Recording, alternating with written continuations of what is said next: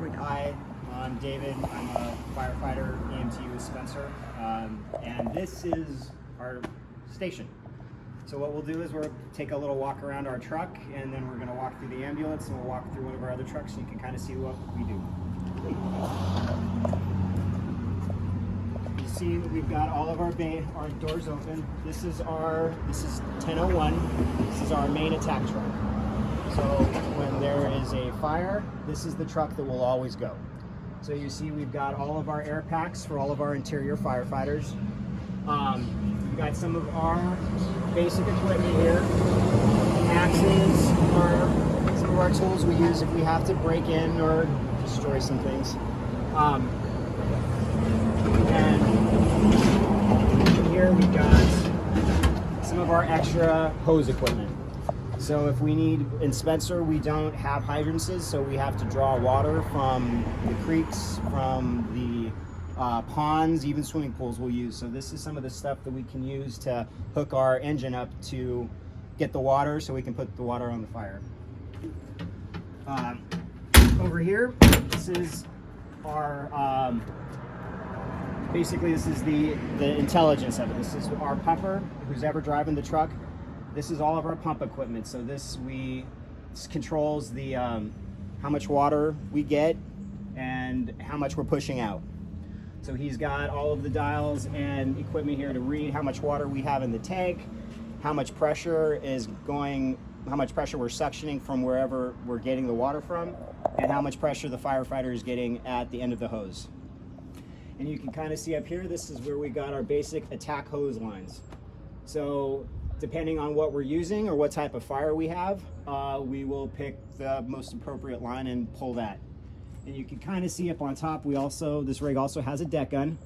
So if it's something big and we want to throw a lot of water on there really fast, we can jump on there and shoot the water out of the gun.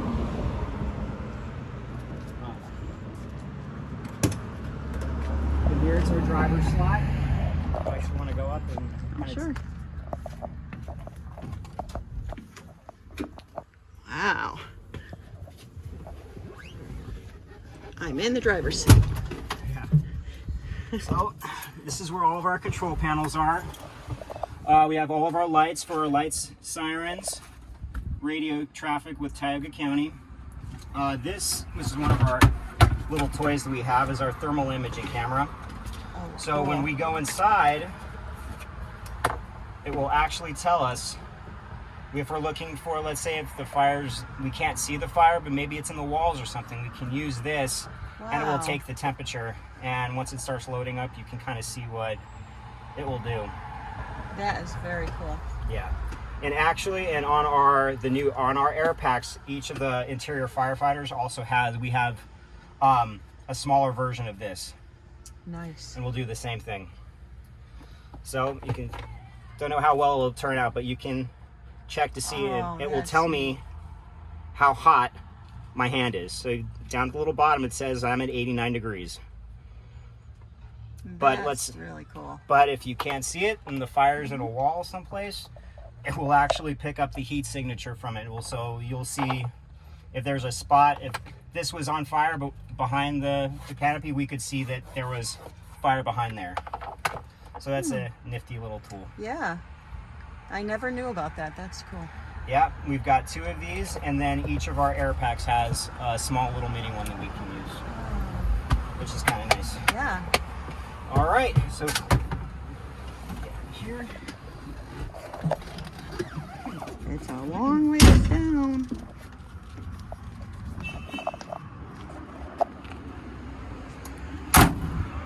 So if you want to pull around, let's get up.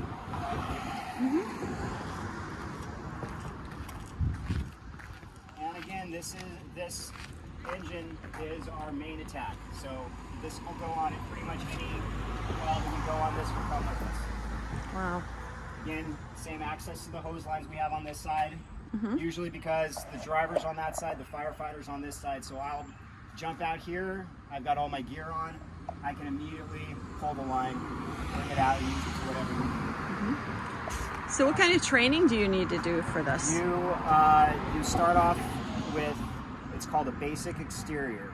training, and that's about a semester long's worth of class, and that teaches you how that ladders, hoses, anything that's going on outside of the, since on a basic house fire, anything that's going on outside, you're trained to handle it, anything that's going on. So placement of ladders, hoses, doing an inspection of the house, everything that doesn't consist of going inside. Okay. To go become an interior, it's about another semester's worth of classes. So anywhere from 8 months to a year's worth of training to get fully qualified.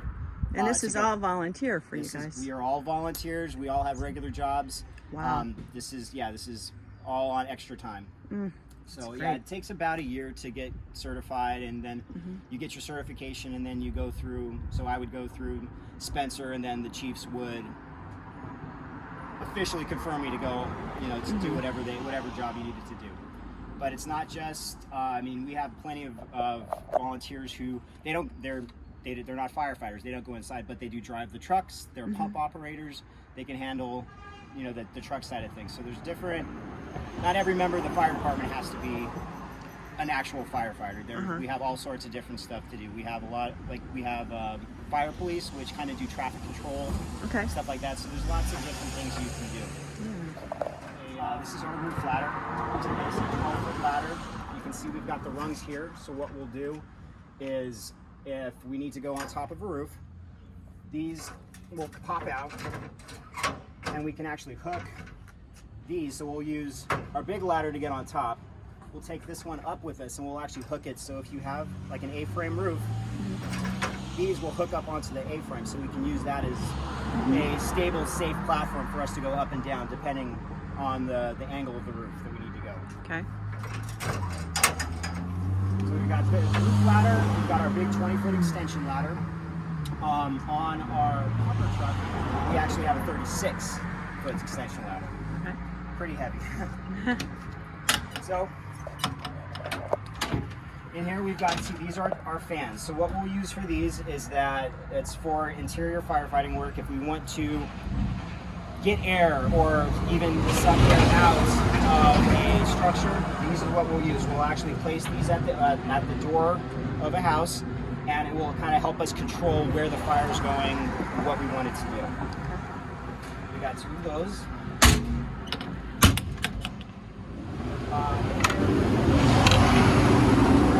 This is where we keep our spare air packs, our air tanks for our interior guys. Okay. So each of these, so when you put the pack on, each of these tanks these are 40-minute tanks. Usually with the work you end up doing, they usually last anywhere from 20 minutes to a half hour. Okay. So when you go inside, you can bust through a tank pretty quickly depending on how much work you're doing. Yeah. And so those are our spare ones. So if I go inside and I burn through a tank, my alarm will go off on my air pack, and I'll come out and I can have someone easily change the tank out, and then I can go back in. Down here we've got some utility stuff. So we've got scene lighting here. In the middle of the night, especially around here, there's not a lot of street lights. So we've got floodlights here that portable floodlights that are extremely bright. And we can post those outside of a scene. Again, this is kind of a specialized scene light that we use as well. This is one of our chainsaws. This is our roof saw. So this is specially designed. It's a special blade on here that we use to cut into roofs. So this blade will cut through nails, wood, anything that we might be able to, we might come in contact with. We'll cut through this. So we'll use that for ventilation. Wow. There's a lot to it, isn't there? There is a lot to it. And I figure this is just our attack truck. The truck next to me, you can take a look at if you want, is also our tanker. So this carries 1,000 gallons of water. Our tanker carries 2,000 gallons of water. Wow. So, and a lot of the equipment on that is a lot of our suction, extra length of hose, stuff like that. Back here, we've got, this is our pond. So what we can do, like I said, we don't have hydrants in Spencer. So what we can, there's a lot of inter-community work between the different departments. So we'll have Candor or Venetton, even Danby, we'll have come in if we need extra help or toys that they have that we might not have and they have. But this is one of the things we'll use if we've got a working structure fire. We can put this out. I can't remember the dimensions. I think it's about like 15 by 15 worth. Basically, it's a pool. Okay. So we'll have tankers come in, dump their water into this, and then we can suction. We'll use our pumper to suction from here to keep the water going. Yeah. There's a lot of teamwork, I would imagine, with this kind of stuff. Very much so, especially now with everyone around here are volunteers, so we don't always get a lot of people showing up to these calls. So there's a lot of teamwork with us and some of the other departments in the area. Mm-hmm. That's pretty much it. What we got on this stuff. We've got fire extinguisher, hard suction. Up on top here, we've got. If you want, I can take the camera and kind of. Oh, sure. Sure. We'll get a quick look. You know what? Let me. Perfect. Yeah. Perfect. Good.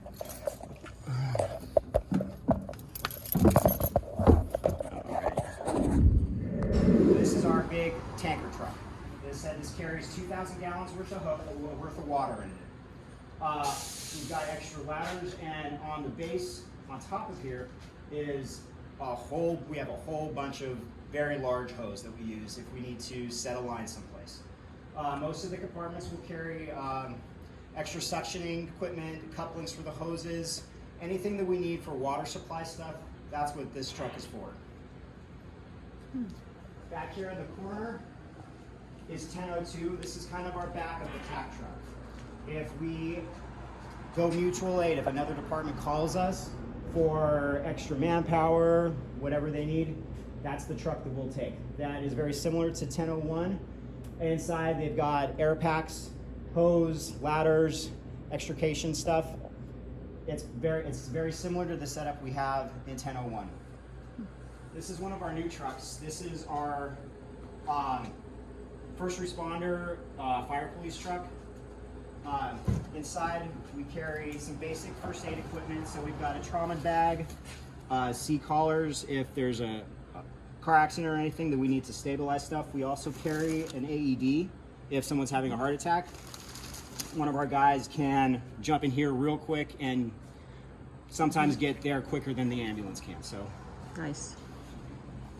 In the back, we also have road signs, equipment, anything possible, fire police stuff.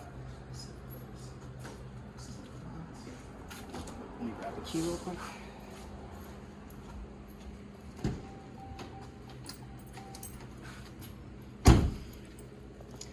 We also kind of use this as kind of a command truck as well. So we've got extra radios and stuff here, so who's ever the chief on duty can use this kind of a base. But you see, we've got road signs, stop signs, traffic cones, basic and equipment for the fire police that we'll need if we need to block off roads or anything like that. So we've got road flares, extra flags, and then use this just for extra, whatever we need to take on a scene, and we can always load up before we go.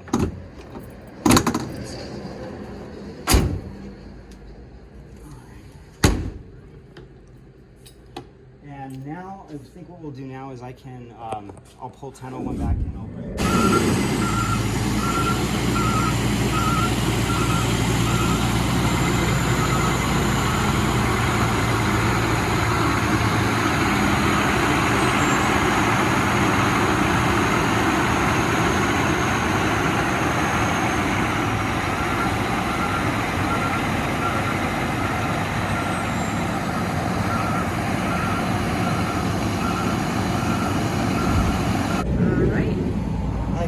My name is Earl.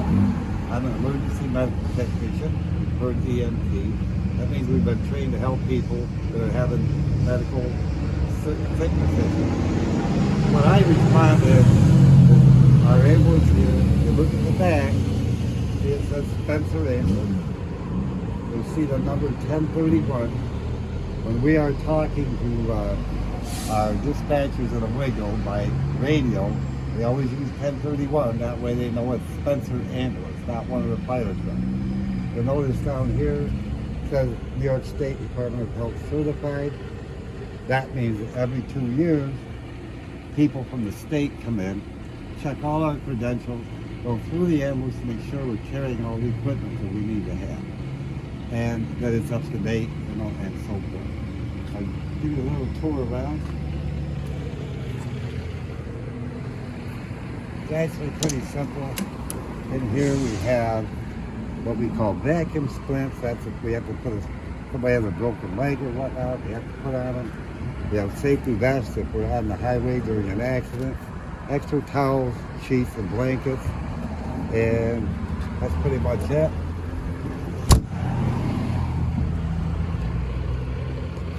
This side here is where we carry our main oxygen tank. Oxygen is what we can give someone if they're having a difficulty breathing issue, just can't catch their breath or whatever.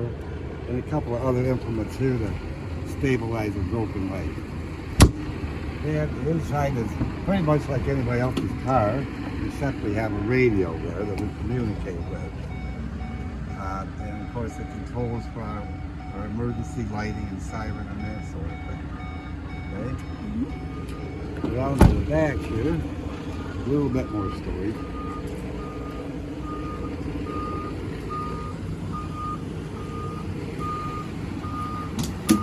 And here you will see what we call backboards.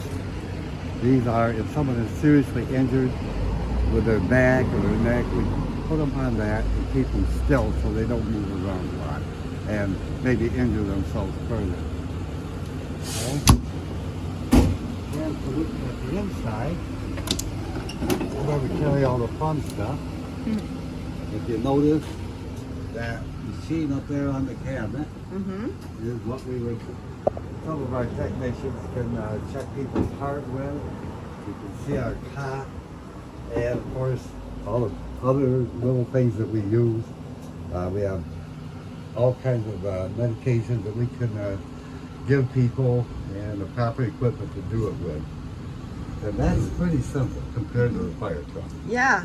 Okay? This is also like a stretcher if we have to go in the woods to get somebody or something. But I thought I would have David get on the stretcher and we can load them in and out like we would a patient. Sure.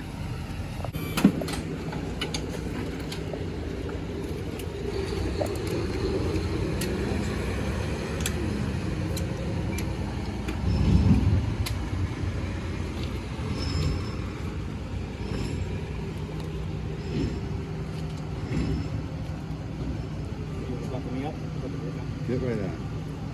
So this is what we would do with a patient. Put the day down. We're going to buckle them in so they can't go anywhere.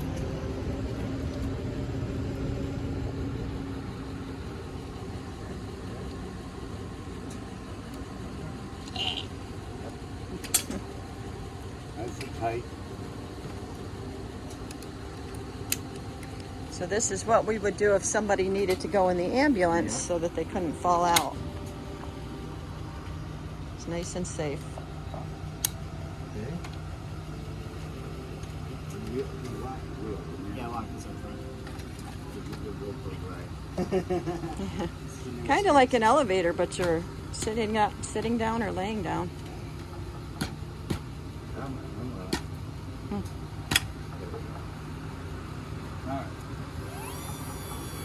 Wow.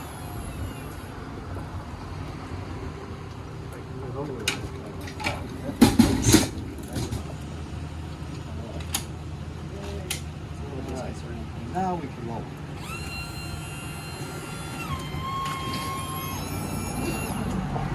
There we go. It's a good time to point out that I don't trust you. And that's pretty much that. Good, and then you have everything you need in order to get to the hospital and Yep. get the treatment you need.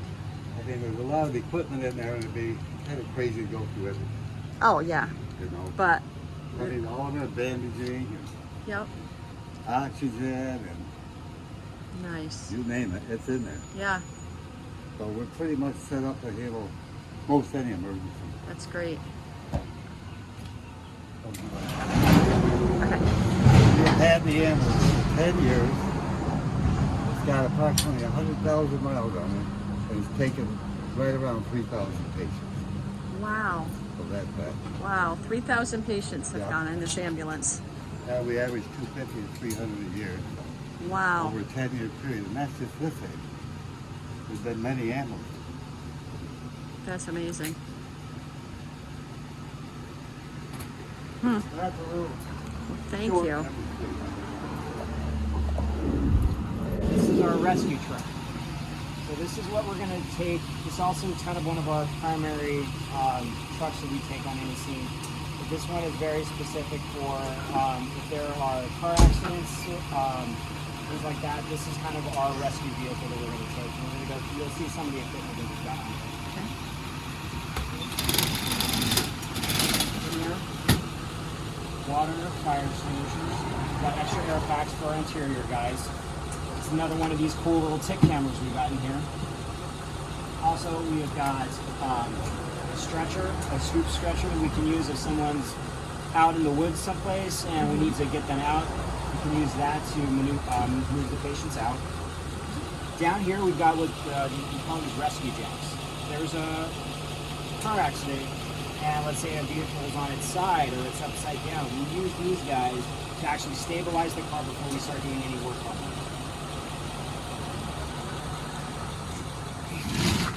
Got extra equipment. We've got chains. Let's say if we got a car stuck in a ditch or we need to move something, we've got our heavy duty chains. We also carry an extra chainsaw equipment, chaps, anything we need for that, just in case we need to use that. And here is our generator that we will show you what we use for. So this is our big generator, and this is what we use for our extrication equipment. And we'll show you the stuff right here. In the back here is all of our rescue equipment. We've got our spreaders, or jaws of life is what they're called. We've got a ram bar, which is what we use to, it spreads out, so if we need to open up a space inside of a vehicle, we can use this to open up like the foot of the driver's side and the dashboard. We can use that to separate it if we need to get someone out. And these are our cutters that we can use to, if we need to cut a car open. Wow. This setup is kind of cool. So we've got, this has 100 feet worth of line, and the generator you saw on the side is what powers these guys. So we can sit there, park this car, and pull as much line out as we need to get to wherever the car is. Wow. So you take this to pretty much any car accident? This is the one we will take the car accident. The main vehicle. If no one else shows up and there's a car accident, this is the rig we'll take.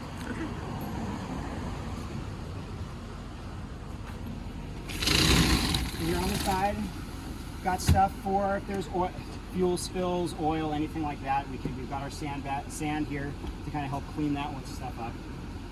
Just extra kind of tools. We've got shovels, brooms, whatever we might need for a vehicle scene. There's usually, once we get the person out, there's a lot of cleanup to be done, and that road needs to be open. So we are responsible for making sure that road is good to go once we're all finished. Wow.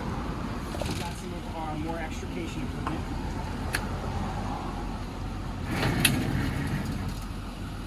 So this is kind of our little extrication pack.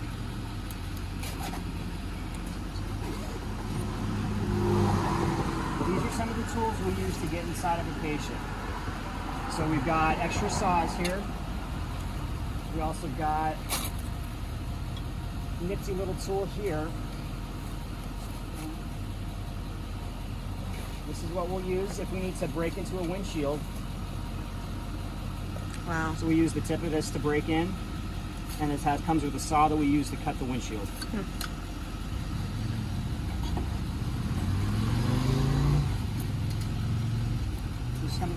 Some of the stuff that we need if we need to get quick access to our patient. Back here we also have extra saws. These are specifically used for cutting into the car if we need to. So we've got they're just sawzalls with the carbine blades on them that we use. It won't cut through anything. Wow.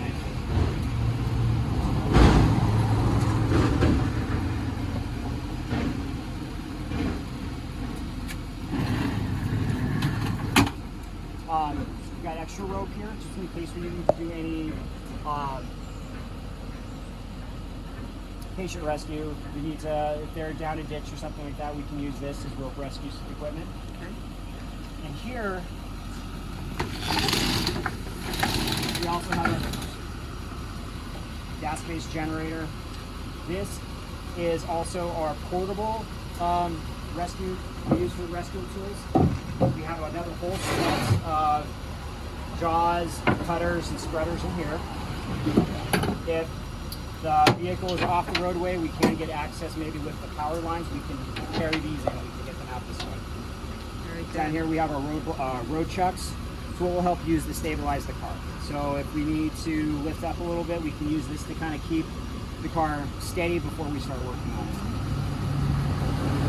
That's pretty much it for this one. This is kind of this is a very all-purpose. We don't carry hose or stuff on here, but this would be a second in vehicle for construction fire, and it's our main in if we have any accidents, rollovers, anything like that. This is the truck we'll take. Wow. It's pretty impressive. You can see the way it's set up. There's, like you said, it looks pretty slick on the outside, and you open up and we've got all the space to hold pretty much whatever we want to. Yep.